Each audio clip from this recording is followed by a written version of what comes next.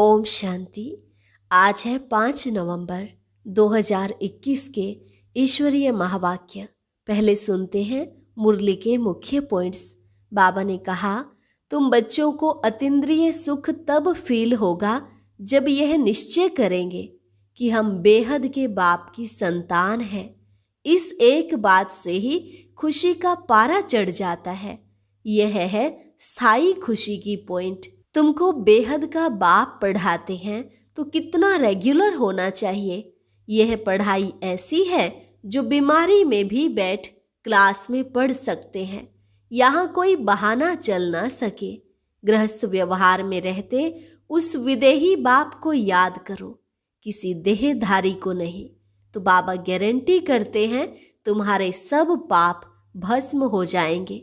फिर कहा, अपने को खुशबूदार फूल बनाना है, अंदर कोई विकार की बदबू ना रहे। याद करने से ही खुशबूदार फूल बनेंगे, नहीं तो अक के फूल रह जाएंगे। बच्चों को सर्विस का शौक होना चाहिए।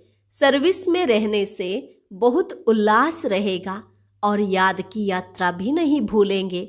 आगे कहा, बहुत निरहंकारी बनना है। जितना हो सके हर कार्य अपने हाथों से करना है। कायदे के विरुद्ध कोई काम नहीं करना। और लास्ट में बाबा ने कहा, भले शादी में जाओ, तीर्थों पर जाओ, बाबा मना नहीं करते, लेकिन सर्विस के लिए जाओ। यज्ञ की सर्विस तो खुशी से करनी चाहिए। इसमें बहुत भारी कमाई है। कमाई का फखुर रहना चाहिए।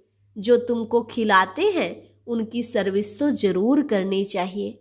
और अब सुनते हैं महावाक्यों को विस्तार से। मुरली का सार। मीठे बच्चे, विचार सागर मंथन कर सर्विस की भिन्न भिन्न युक्तियां निकालो, जिससे सबको बाप का परिचय मिल जाए। प्रश्न, बाप हरेक बच्चे को उच्च तकदीर बनाने की युक्ति कौन सी बताते हैं? उत्तर, अपनी उच्च तकदीर बनानी है तो अंदर से सब छीछी बुरी आदतें निकाल दो। झूठ बोलना, गुस्सा करना, यह बहुत खराब आदतें हैं। सर्विस का शौक रखो। जैसे बाप निरहंकारी बन सेवा करते हैं, ऐसे जितना हो सके औरों के कल्याण अर्थ रूहानी सेवा में बिजी रहो। गीत, मरना तेरी गली में, जीना तेरी गली में। ओम शांति। मीठे मीठे रूहानी बच्चों को पहली पहली यह पॉइंट समझनी और समझानी है कि बाप कौन है। बच्चों को अतीन्द्रिय सुख तब फील होता है जब निश्चय करते हैं कि हम बेहद बाप की संतान हैं। बस इस एक ही बात से खुशी का पारा चढ़ता है। यह है स्थायी खुशी की पॉइंट। तुम जानते हो, हम अपने को ब्रह्मा कुमार कुमारियां कहलाते हैं। यह है नई रचना। तो पहले सबको निश्चय करना है कि यह हमारा बाप है। बाप के नीचे फिर है विष्णु त्रिमूर्ति के चित्र पर। बाप से विष्णुपुरी का वर्षा मिलता है तो कितनी खुशी होनी चाहिए। यह निश्चय करा के फिर लिखाना चाहिए। विष्णु का अर्थ वैष्णव भी निकालते हैं। भारतवासी अच्छी तरह जानते हैं कि यह देवी देवताएं निर्विकारी थे। स्वर्ग में इन्हों का पवित्र प्रवृत्ति मार्ग था। गाते भी हैं, आप हैं संपूर्ण निर्विकारी, हम विकारी। सतयुग में संपूर्ण निर्विकारी हैं, कलयुग में संपूर्ण विकारी हैं। विकारी को पतित भ्रष्टाचारी कहेंगे। क्रोधी को पतित भ्रष्टाचारी नहीं कहा जाता। क्रोध तो सन्यासियों में भी होता है। तो पहले पहले परिचय देना है बाप का।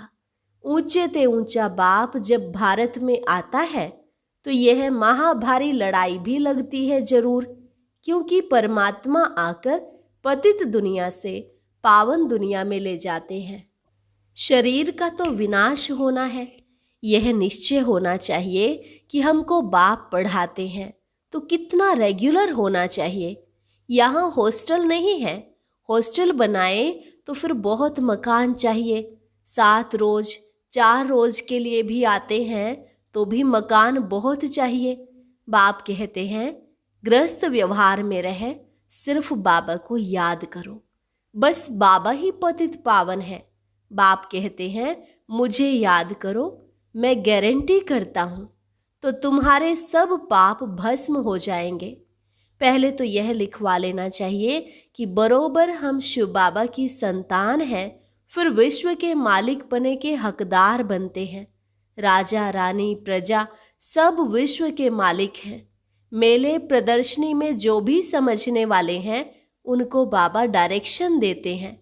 मूल बात समझानी है कि ऊंचे ते ऊंचा भगवान एक ही है। वही ज्ञान का सागर पतित पावन है। ज्ञान का सागर है तो जरूर डायरेक्शन भी वही देंगे। कृष्ण तो दे न सके, शिव बाबा बिगर और कोई भगवान है नहीं। ब्रह्मा विष्णु शंकर भी देवताएं हैं। स्वर्ग में है दैवी गुण वाले मनुष्य, यहाँ कलयुग में है आसुरी गुण वाले मनुष्य। यह भी पीछे समझाना है। पहले पहले तो बाप का परिचय देकर सही करानी चाहिए। विचार सागर मंथन करके भिन्न भिन्न युक्तियां निकालनी चाहिए और बाबा को बतानी चाहिए कि बाबा इस प्रकार का प्रश्न पूछते हैं, इस प्रकार हमने समझाया। फिर बाबा भी ऐसी पॉइंट सुनाएंगे जो उनको असर पड़े। बाबा को सर्वव्यापी अथवा कच्छमच अवतार कहना यह भी गलानी है, इसलिए बाबा का परिचय देना है। बाबा ही विश्व का मालिक बनाते हैं। यह लक्ष्मी नारायण विश्व के मालिक थे, सतो प्रधान थे, फिर पुनर्जन्म लेते लेते तमो प्रधान बन गए हैं। फिर बाप कहते हैं मुझे याद करो तो सतो प्रधान बन जाएंगे। कोई भी धर्म वाले हो, बाप का संदेश सबके लिए है। उनको कहते हैं गॉड फादर लिबरेटर। लिबरेट करने जरूर पतित दुनिया में आएंगे। कलयुग अंत में सारी दुनिया ही तमो प्रधान है। जब सतो प्रधान बने तब नई दुनिया में जा सके। बाकी जो वहां नहीं आते वह शांति धाम में रहते हैं।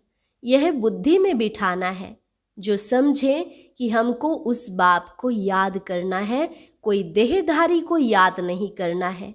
बाप है ही विदेही, विचित्र, और सबके चित्र भिन्न भिन्न हैं। कोई को समझाने का शौक रहना चाहिए। प्रदर्शनी में बहुत लोग आते हैं, सेंटर पर इतने नहीं आते हैं। सर्विस में रहने से बच्चों को बहुत उल्लास रहेगा। यहाँ बाप को घड़ी घड़ी भूल जाते हैं। सर्विस में रहेंगे तो याद की यात्रा को भूलेंगे नहीं। खुद याद करेंगे, औरों को भी याद कराएंगे। तुम बच्चे पढ़ रहे हो, तुम्हारी बुद्धि में है हम राजाई जरूर लेंगे। यह याद रहने से भी खुशी रहती है। भूल जाने से घबराहट आती है।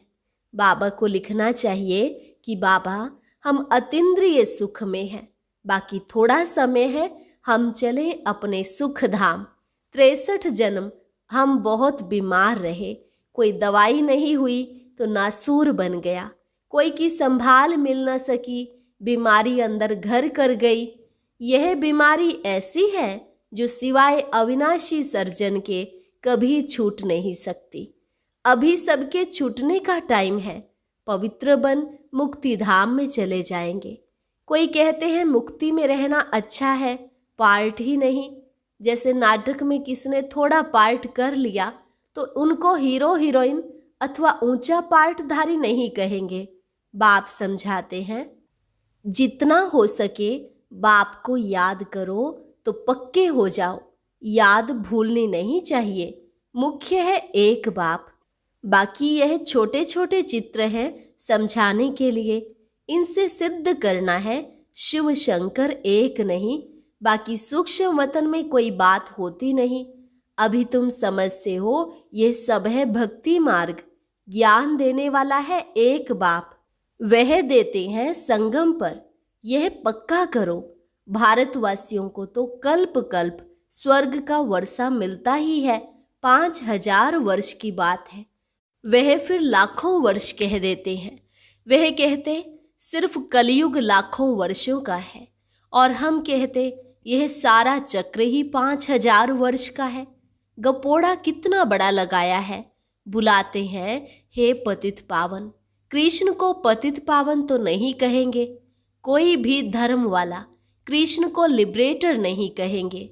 हे पतित पावन करके पुकारते हैं तो बुद्धि ऊपर चली जाती है, फिर भी समझते नहीं।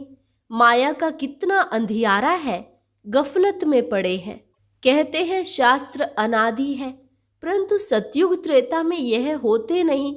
यह पढ़ाई ऐसी है जो बीमारी में भी बैठ क्लास में पढ़ सकते हैं। यहाँ बहाना चल न सके। गऊ बहुत अच्छी होती है, कोई तो लात भी मार देती है। यहाँ भी जिसमें क्रोध है तो अहंकार वश लात भी मार देते हैं, डिससर्विस कर देते हैं। कोई भी अवगुण नहीं होना चाहिए, परंतु कर्म बंधन ऐसा है जो उच्च पद पाने नहीं देते। बाप ऊंची तकदीर बनाने का रास्ता बताते हैं, परंतु कोई नहीं बनाएंगे तो बाप क्या करे। बहुत भारी कमाई है, कमाई का फखुर रहना चाहिए। कमाई नहीं करेंगे तो परिणाम क्या होगा। कल्प कल्प ऐसा हाल होगा। बाप तो सबको सावधानी देते हैं, इंसल्ट नहीं करते। बच्चों में कोई छीछी आदत नहीं होनी चाहिए। झूठ बोलना बड़ा खराब है। यज्ञ की सर्विस खुशी से करनी चाहिए। बाबा के पास आते हैं तो बाप इशारा करते हैं, सर्विस करो। जो तुमको खिलाते हैं उनकी सर्विस जरूर करनी चाहिए। सेवा करना बाप सिखलाते हैं। देखो, ऊंचे ते ऊंचा बाप भी कितनी सेवा करते हैं। जो काम अज्ञान में भी नहीं किया वह भी करना पड़े। इतना निरहंकारी बनना है। कायदे के विरुद्ध कोई काम नहीं करना है। जितना हो सके औरों के कल्याणार्थ सब कुछ हाथों से करना पड़े। लाचारी हालत में कुछ कराया वह और बात है। अपने को निरहंकारी निर्मोही बनाना है। बाबा की याद बिगर किसका कल्याण हो न सके। जितना याद करेंगे उतना पावन बनेंगे। याद में ही विघ्न पड़ते हैं, ज्ञान में इतने विघ्न नहीं पड़ते। ज्ञान की तो अनेक पॉइंट हैं। बाप को याद करने से खुशबूदार फूल बनेंगे। कम याद करेंगे तो रतन ज्योत बनेंगे। अक के भी फूल होते हैं, तो अपने को खुशबूदार फूल बनाना चाहिए। कोई बदबू नहीं होनी चाहिए। आत्मा को खुशबूदार बनाना है। इतनी छोटी बिंदी में सारा ज्ञान भरा हुआ है। वंडर है। सृष्टि एक ही है, ऊपर व नीचे सृष्टि नहीं है। त्रिमूर्ति का अर्थ भी तुम जानते हो। उन्होंने सिर्फ नाम रख दिया है त्रिमूर्ति मार्ग। कोई ब्रह्मा को ही त्रिमूर्ति कह देते हैं। उनकी बायोग्राफी का कुछ भी पता नहीं। शास्त्रों में है श्रेष्ठाचारी मनुष्यों की जीवन कहानी।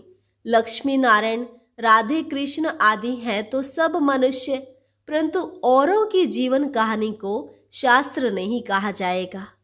देवताओं की जीवन कहानी को शास्त्र कहा जाता है। बाकी शिव बाबा की जीवन कहानी कहाँ है?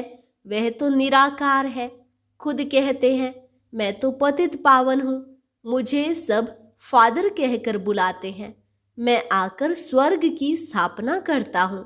भारत 5000 वर्ष पहले स्वर्ग था, अब फिर बनना है। कितना सहज है, परंतु पत्थर बुद्धि ऐसे हैं जो ताला खुलता ही नहीं है। ज्ञान और योग का ताला बंद है। बाप कहते हैं, घर घर में पैगाम दो कि ऊंचे ते ऊंचा है बाप। फर्स्ट फ्लोर मूल वतन, सेकंड फ्लोर सूक्ष्म वतन, थर्ड फ्लोर है यह साकारी दुनिया। अगर इन फ्लोर्स की भी बच्चों को याद रहे तो पहले बाबा जरूर याद पड़े। सर्विस के लिए भागना चाहिए। बाबा कहाँ भी जाने की मना नहीं करते। भले शादी में जाओ, तीर्थों पर जाओ, सर्विस करने जाओ, भाषण करो, बोलो एक है रूहानी यात्रा, दूसरी है जिस्मानी यात्रा। पॉइंट तो बहुत मिलती रहती है। वानप्रस्थियों के झुंड में जाकर सर्विस करो, उन्हों का भी सुनो, वो लोग क्या कहते हैं। हाथ में पर्चा हो, मुख्य 4-5 बातें लिखी हुई हो, ईश्वर सर्वव्यापी नहीं, गीता का भगवान कृष्ण नहीं। यह साफ लिख दो, जो कोई पढ़े तो समझे यह सच तो है, इसमें चतुराई बड़ी चाहिए। बाबा त्रिमूर्ति के लिए भी समझाते हैं। यह घड़ी घड़ी पॉकेट से निकाल देखते रहो, कोई को भी समझाओ, यह बाबा, यह वर्षा। विष्णु का चित्र भी अच्छा है, ट्रेन में भी सर्विस कर सकते हो। बाप को याद करो तो विश्व के मालिक बन जाएंगे। सर्विस बहुत हो सकती है, परंतु कोई को अक्ल आता नहीं है। बहुत पुरुषार्थ करना है। लड़ाई के मैदान में सुस्त थोड़े ही होना चाहिए, बहुत खबरदारी रखनी है। मंदिरों में बहुत सर्विस हो सकती है, बस बाबा कहते हैं मनमना भव, तमो प्रधान से सतो प्रधान बनो। मुख्य बात पक्की करा देनी चाहिए। बच्चों को सर्विस का बहुत ख्याल होना चाहिए। त्रिमूर्ति के चित्र में सारा ज्ञान भरा हुआ है। सीढ़ी भी अच्छी है। हर एक अपनी उन्नति चाहते हैं, धन कमाने की। छोटे बच्चों को भी युक्तियां सिखलाओ, सब ऑफरीन देंगे। कमाल है ब्रह्मा कुमार कुमारियों की, छोटे बच्चे भी इतना अच्छा ज्ञान देते हैं जो कोई सन्यासी आदि दे न सके। मुफ्त में चीज मिलेगी तो समझेंगे यह हमारे कल्याण के लिए देते हैं। बोलो यह फ्री है, आप भले पढ़ो, इनसे अपना कल्याण करो। शिव बाबा भोला भंडारी है ना, ढेर बच्चे हैं, बाबा को पैसे की क्या दरकार है। ट्रेन में भी तुम बहुत सर्विस कर सकते हो। आदमी अच्छा देखा तो झट उनको समझाए, चित्र दे देना चाहिए। कहो तुम अपना भी कल्याण करो और औरों का भी कल्याण करना। अच्छा, मीठे मीठे सिकिलधे बच्चों प्रति माता पिता बाप दादा का याद प्यार और गुड मॉर्निंग। रूहानी बाप की रूहानी बच्चों को नमस्ते। रूहानी बच्चों की रूहानी बाप दादा को नमस्ते नमस्ते, गुड मॉर्निंग। धारणा के लिए मुख्य सार। पहली पॉइंट, कोई भी काम कायदे के विरुद्ध नहीं करना है। बहुत बहुत निरहंकारी निर्मोही रहना है।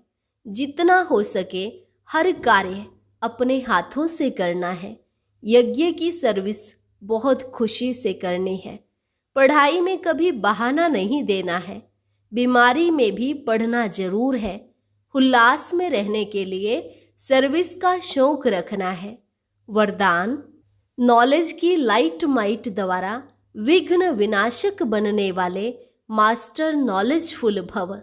नॉलेज की लाइट माइट द्वारा विघ्न विनाशक बनने वाले मास्टर नॉलेजफुल भव।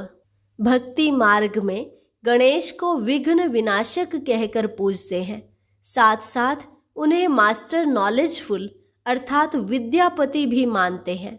तो जो बच्चे मास्टर नॉलेजफुल बनते हैं वे कभी विघ्नों से हार नहीं खा सकते, क्योंकि नॉलेज को लाइट माइट कहा जाता है, जिससे मंजिल पर पहुंचना सहज हो जाता है। ऐसे जो विघ्न विनाशक हैं, बाप के साथ सदा कंबाइंड रहते हुए नॉलेज का सिमरण करते रहते हैं, वे कभी विघ्न हार नहीं बन सकते। स्लोगन, अंदर बाहर जो भी बुराइयां हैं उन्हें संपूर्ण विल कर दो तो विल पावर आ जाएगी। अंदर बाहर जो भी बुराइयां हैं उन्हें संपूर्ण विल कर दो तो विल पावर आ जाएगी। अच्छा, ओम शांति। आज की अव्यक्त मुरली जरूर सुने। उसके लिए ऊपर दिए गए बॉक्स को टच करें।